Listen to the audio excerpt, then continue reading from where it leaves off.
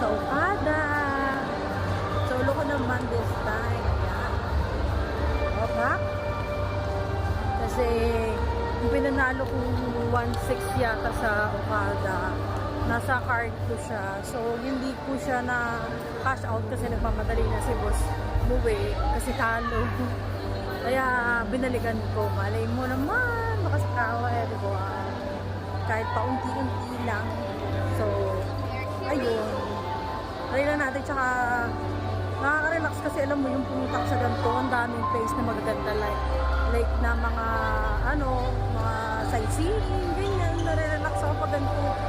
Gala-gala. Mahilig kasi ako sa gala. Ayan, back, Ayan, daming tao, di ba? Ayan. Pag mahilig talagang gumala, ayan.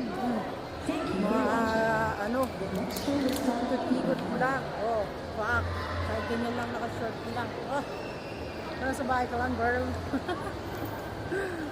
Ayan.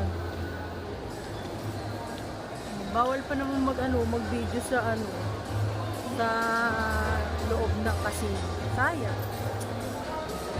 Kaya dito muna tayo sa labas. Gusto talaga ng mag-ikot sa Okada. Kala mo na sa ibang bansa ka. Ayan. Back. Yan. Kakain muna tayo sa mumurahin lang. Kahit na lebe. Kasi wala pa tayong kain-kain. Dahil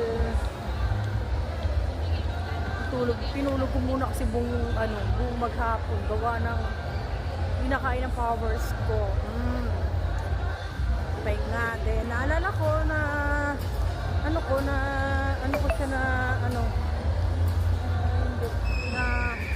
mag-try dito sa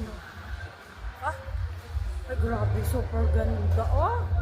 Ay grabe siya. Tingnan mo naman. Ang ganda. Grabe.